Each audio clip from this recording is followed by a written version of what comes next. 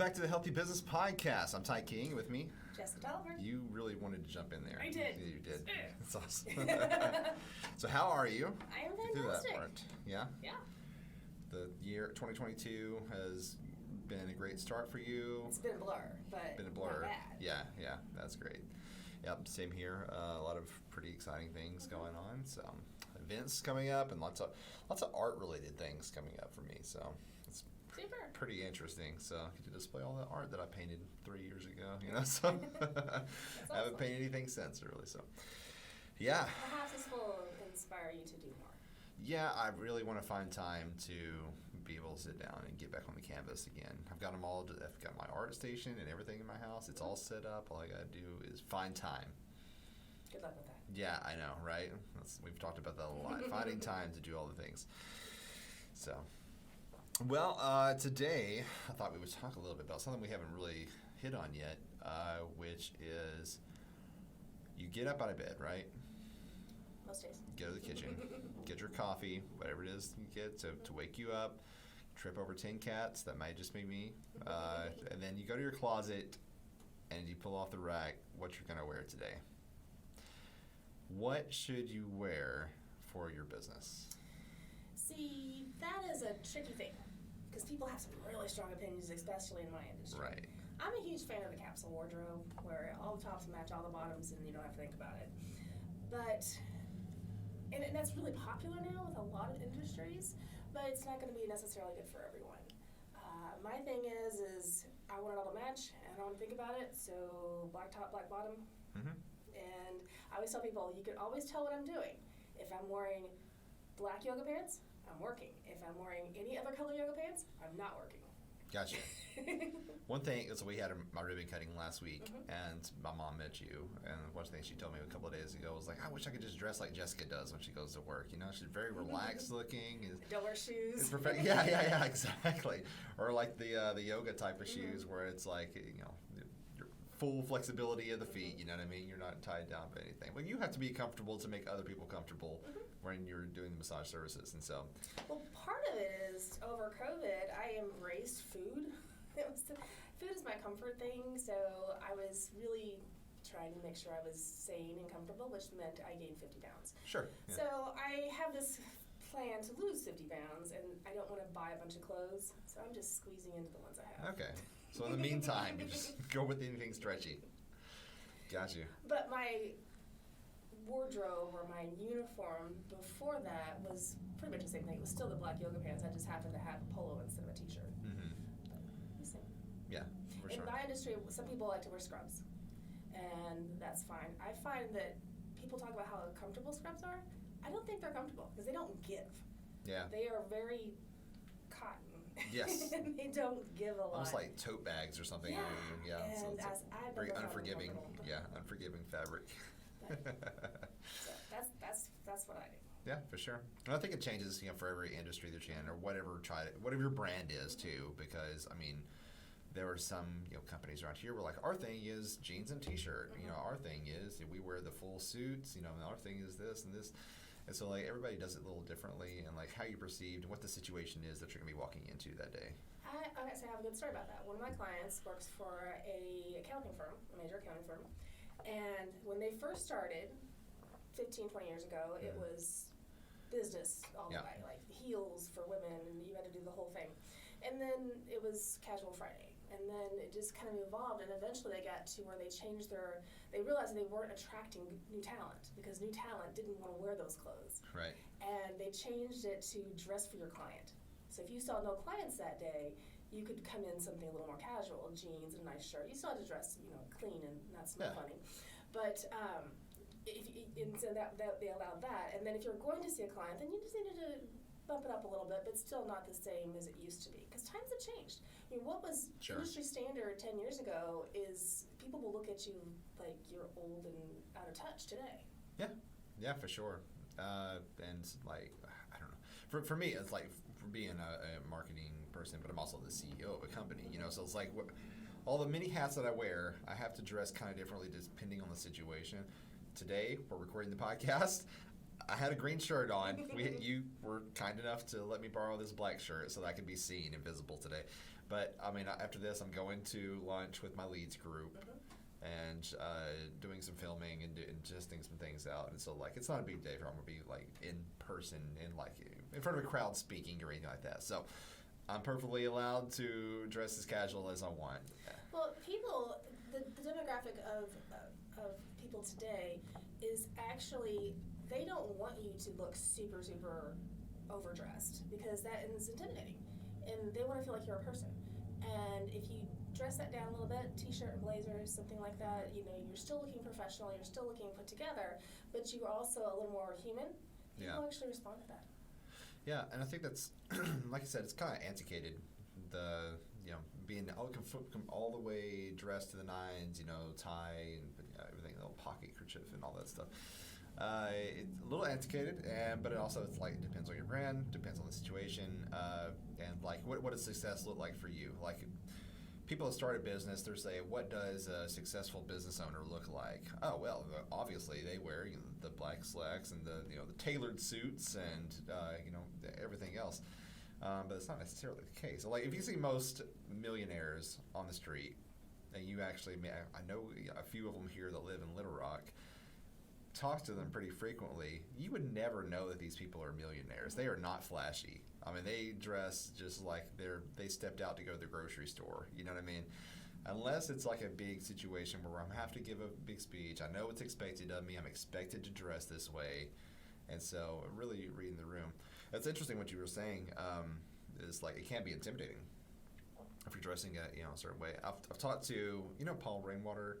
He owns a Q Clothier. Okay, so he gave me some tips before because I asked him the same question. I was like, how should you dress for business? And so if you're going out, you're going to the networking groups, if you're going to an interview, if you're meeting a client, and he said his advice, and we'll just take it for whatever you want to, is as a clothier, a person that builds suits and makes vests and everything else, he said that you should always dress just one step up from the rest of the room.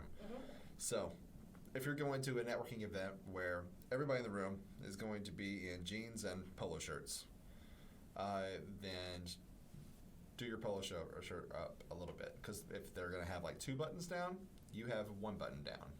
If everybody's going to have khakis and a dress shirt, make sure your dress shirt is a little bit nicer than expected. Or put on a vest, or just Yes, yeah. So accessorize, make yourself a little bit different. And so like the ultimate would be like if somebody goes in and they have the dress shirt, there's the vest, jackets on, or if nobody else is wearing jackets, you wear a jacket. If they have jackets on, then you wear a tie. So you're clipping up. So if they have the ties, you have the clip. Try to get yourself up as much as possible until you're like fully decked out, hat and all this other stuff going on. And so even like a peacoat or whatever it is, Well, that's actually, he didn't invent that. That's been pretty much the standard. I didn't think that he did, but I was just getting it. No, it's true though. It's absolutely true. I did the same thing for my husband. He was going for a job interview. He said, "What do I wear?" I said, "You dress one step better than you think they're going to dress." And then when you get there, you can always dress down, but you can't ever get that back. If you come in and they expected you to be dressing for an interview, coming in with a suit and tie, and you come in jeans and a t-shirt, they're going to have an immediate impression of you. So I never know what to expect sometimes, because like there will be situations like we went to a ribbon cutting last week of a new bike park that just opened up in North Little Rock. And so this bike park, I had no idea where the hell it was. So I went and followed Google Maps. It took me in the middle of nowhere, and I was like, this is wrong. I was like, okay, it's supposed to be along the river, around this part of, I was like, I know about where that is. And so I just went back there on the trail, and it's a really nice part that I'm pretty familiar with because we go to the marina there a lot. So there was a line of vehicles just going up this gravel road, and I was like, okay, I guess I'll just follow them and see what happens. And we ended up into like a rock quarry that they had bought and transformed it into a bike park. I had no idea. And so, they had side-by-sides that were coming down to the parking lots, to where everybody was parking their cars, picking people up and sort of taxiing them up to the area so that we could do the ribbon cutting there. But there wasn't enough to go around for everybody that was showing up. Of course, the mayor was there speaking, and there was all the people from the city, the government. So lots of people didn't know what to expect, and they came dressed like it was a formal event. And so they're getting their wingtips, doused in mud. They're stepping in like just dirt, getting it scuffed up on the gravel, all kinds of stuff. You heard people complaining everywhere. It was kind of funny to me. But yeah, not really knowing what the situation was, but being able to dress down. I guess so. Be prepared. So a good tip for something like that: if Yes. you're going to be outside, wear appropriate shoes. Yes. And always have a nice coat. Something that you can put on over top of whatever you've got in case That's you need to true. dress it up. Yeah. Even if you're wearing, I guess, tennis shoes and jeans, whatever Most it is. people don't look at your shoes. Most people don't. I do. Unless you're loud. If you're loud with those shoes, yeah, people are going to look. If you've got the really bright purple and pink colors and that type of stuff, yeah. Like, you're trying to get attention then, though. So, yeah. I don't know. I've really tried to figure out what my style is and tried to, get down. I used to be very specific in my style, right? Okay, so back in early 2000s, I knew how I wanted to dress, and it was pretty crazy. I was a wild child, I guess you'd say. I had the contacts, I made my eyes all white. I had braided hair and just the black, the chain. Oh yeah, I've got pictures. The black nail polish, all that stuff. I was into it. Punk rock look all the way. And like since growing into adulthood, I guess, and like being a business person, and like I'm not really hanging out with those people anymore. You know what I mean? And everybody's changed. Everybody's got jobs now, and their lives have become different. So I don't know. It's like I don't know. I don't feel comfortable in just being straight dress shirt and slacks and leather shoes. It's not comfortable to me at all, and it feels weird. It feels like I'm playing dress up. What kind of things that I do is I look at characters on shows that behave or are respected in a way I want to be respected like. Yeah. And then I take some cues from them because they have a whole team of professionals dressing them. Oh yeah, for sure. Creating that look. That being said, when I was younger, I was 3-inch heels. Everything was fitted. I had all the things going on. I was in corporate world forever. Yeah. And I enjoy the luxury now of picking my own wardrobe, which it means it's pretty much all black and it's stretchy. Yeah. And I'm fine with that. Well, it makes sense. I mean, like I guess the older you get, like the less you want to put up with that type of stuff. Anyway, you realize, man, life is short, and I want to enjoy it. I want to be happy. 2 hours hair and makeup was nothing. I did all the things. Now, not. Yeah. It's like, okay, I don't really see the point in this. Yeah, I completely understand. So I don't know. I've been leaning towards like what I've been doing lately is like when we're going to events like this. I'm very comfortable in my Marvel shirts, you know what I mean? I also have a Marvel t-shirt, and I'll have a blazer on top, and that's me, you know what I mean? It like helps me stand out, but it also feels very comfortable, and I feel authentic. If you don't feel comfortable in your skin and your clothing is part of your skin, yes, you will come across as insecure, and people will pick up on that. And they won't necessarily know why, but you won't have the trust you will if you do feel comfortable in your skin. So if the Marvel t-shirt is what gives you strength, when I used to dress up crazy, I would call my makeup my war paint because I put it on to give me strength. I don't need that anymore. I've evolved, but at the time, that's what I had to have on to give me the internal power to do what I needed to do. So if your Marvel t-shirt gives you that power, by all means, rock it. Awesome. Yes, that's what I was getting at. Being authentic, like you said, like whatever makes you feel empowered and like more original and yourself. Yeah, absolutely. Go for that. Amazing. So if you are, I don't know, what do you recommend? If somebody is, let's say you're going to a formal type of event, right? Get tickets to something else because if I had to go to a formal event, my God, I would probably show up in. You've been to a few. My nice yoga pants. Yeah.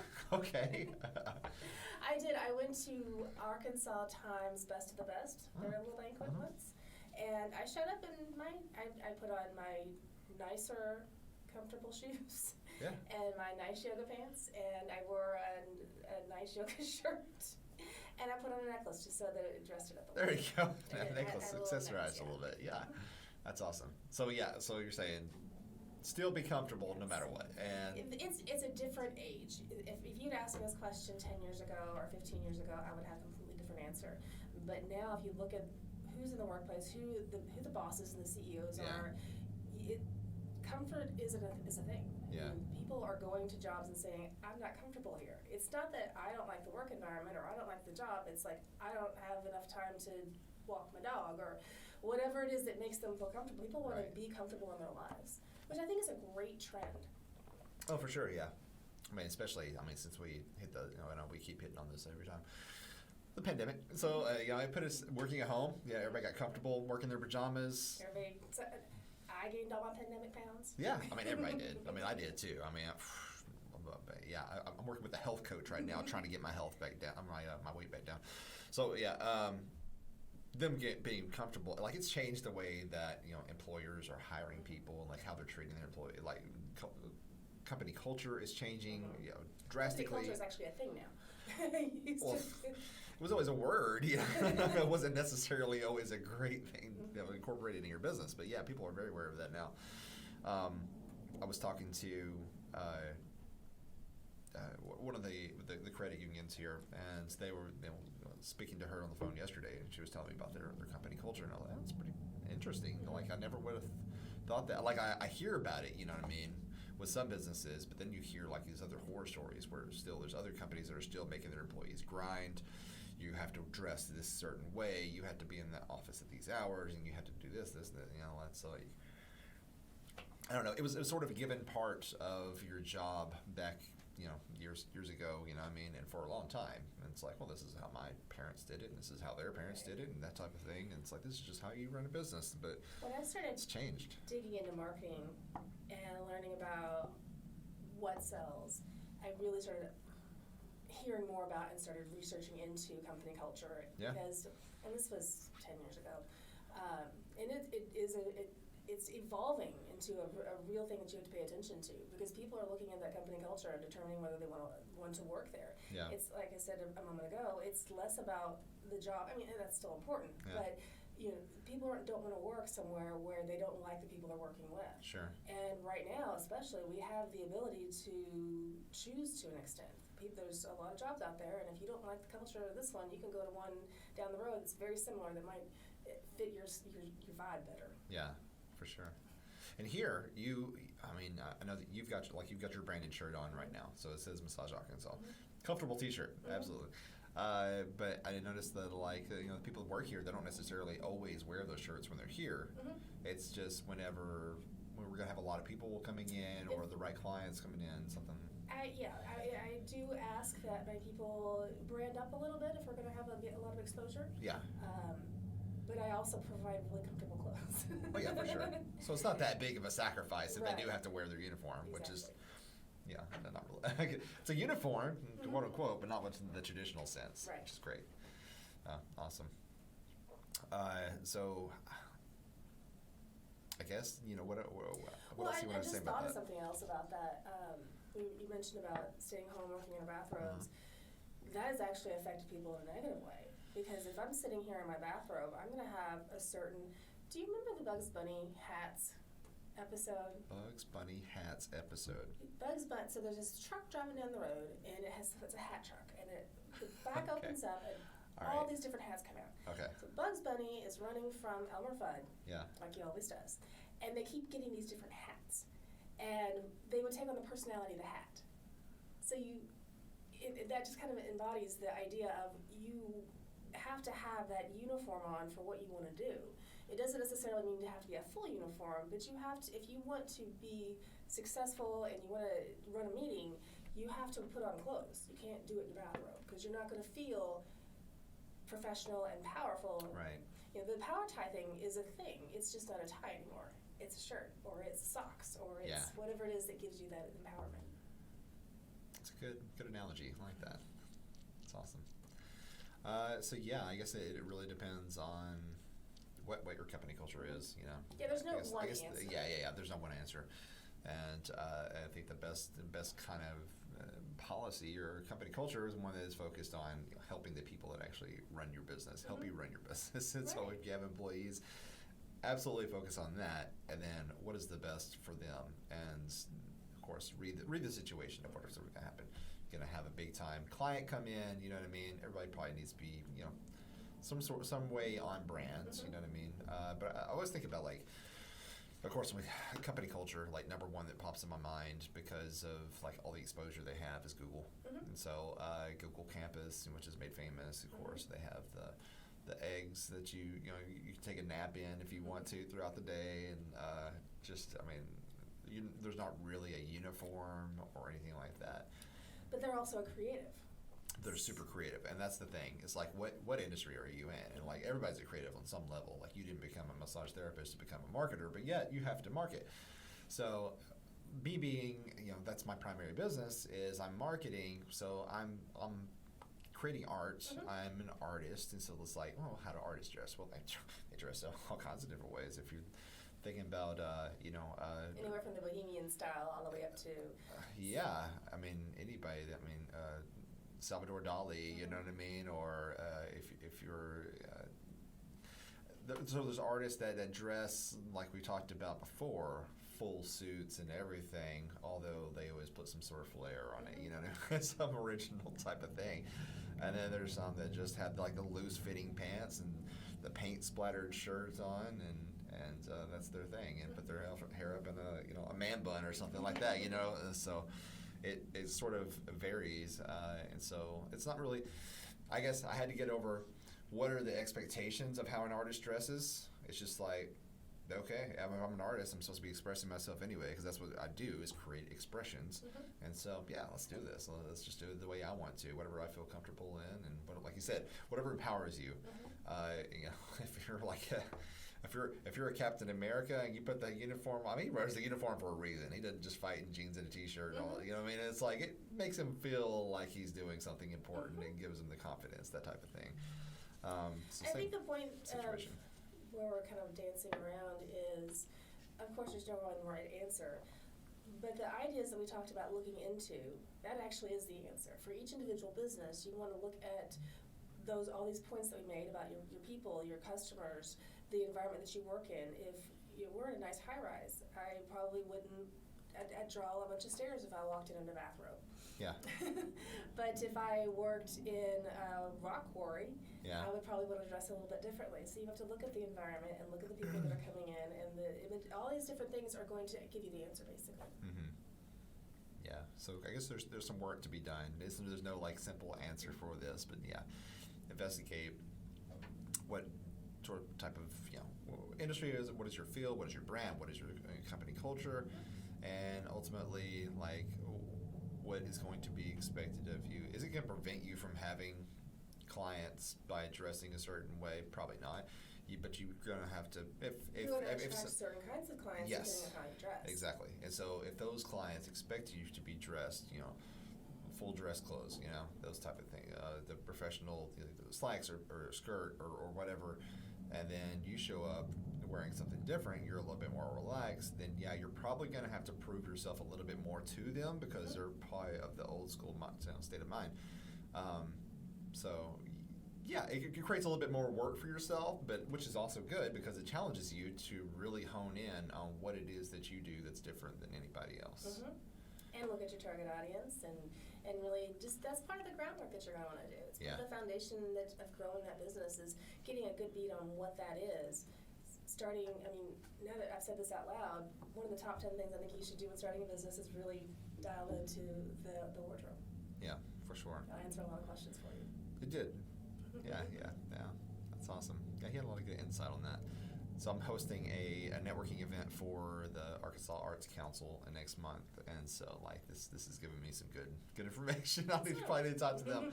So a lot of artists don't really get out and network, and that's the thing. They really know how. What's it worth? What is the value there? And then obviously it's going to be like, okay, well, what do I wear to this thing? A lot of people think networking is selling, and that is where the biggest misconception is. Yeah. I bring my husband up a lot because he's. I could talk about him. He decided he was going to go into sales. I'm like, okay, go into sales. So he goes into sales. He goes to a sales meeting, and the sales meeting, it was dinner. Yeah. And he's trying to sell, and I'm like, I'm kicking him under the table. Like, stop it. You don't need to sell your widget. Your widget is going to sell itself. You need to sell you. They need to want to buy from you. So you need to laugh at their jokes and enjoy the moment and make them comfortable, and then they'll buy. And that's the thing about networking, is people think they need to go to these networking events and sell their widget. Yeah. And that's not what you do. Right, yeah, exactly. You're not really going there to gain clients or make a new sale of whatever it is that you're selling. Ultimately, yeah, that is what you want to happen, but that's not how you get it. what's going to get there, and probably even a more powerful tool, is going out there and like making these people feel like they're of value. You know what I mean? Don't just try to step over people if they don't show any interest in whatever it is that you do. Make the connections. Show that you're interested in what they're talking about. You know, follow up with them. Keep the conversation going. And even if they don't, I'm sensing a new topic. I know. We've already we do this every time. We branch off into multiple. No, but I'm saying I think we should devote an entire episode to it because it's really important. Yeah. To be able. I think it's something that people don't think about, especially new business owners. They're out there trying to do their thing, and that. A lot of times what you think should happen isn't how you get what you want. Right. Yep, exactly. I'm excited about your little networking event. Yeah, I am too. It's the first time I've done it for a different organization, especially an arts organization. That's pretty cool. So it's going to be very different. I'll have a lot more insight to report on whenever we're done with that. And see I'm excited to hear more about topics, I'm sure. Hearing back from people that are, strictly just creating art and that's what they do. They just create art in their home, and then they try to sell it online or whatever. And then, like, hearing feedback and questions from them is probably going to stir up a few, new subjects for us. But also get those artistic juices flowing for you as well. Yeah, for sure. Because it's not just an insurance company or something like that. You know what I mean? Where it's like what's expected, and you can't really name a ton of insurance agents that are just drastically different from each other. Right. They're basically all selling the exact same thing, exact same packages. They may have different name and different companies that they're working for, different packages they're selling, but like ultimately it comes down to personality, and like you've got to really stand out in that field to make yourself known. So yeah. Well, that was great information. Do you have anything else you want to add to this on how to dress? I think that we covered a lot of great information. Yeah. And I think that we boiled it down to some good takeaways for our listeners. I don't think either one of us were fashionistas, but I mean, we do know how to read the room and how to be, like you said, make yourself comfortable, which is I think a lesson everybody learned in 2020, 2021. Yeah, absolutely. So. Not the bathrobe, but not necessarily the three-piece suit. If the bathrobe is your thing, go ahead, go for it. I mean, I don't know. Sell your brand. It might be your brand if you're selling toiletry products or something, Yeah, shower heads. You just show up in your bathrobe. Okay, yeah, I get it. Nice. All right, well, thanks for adding all that. That was good. Gave me some things to think about. Well, thank you. Yeah, great some topic. good sound bites in there too. I've been clipping out some of these things and put them on TikTok. You say you stay away from social media, and so we get a lot of views on that. It was like one of them. 536 was one of them. Look at this. Yeah, for the last episode we did. So yeah, I'm clipping those and putting them out.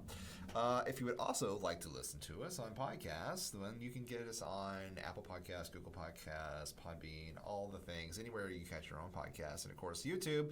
If you want to see the video, hopefully everything turned out all right on video wise, and well, at least I'm wearing the black shirt so they can see. They don't see through me, and so you always have the weatherman product. You ever see this guys?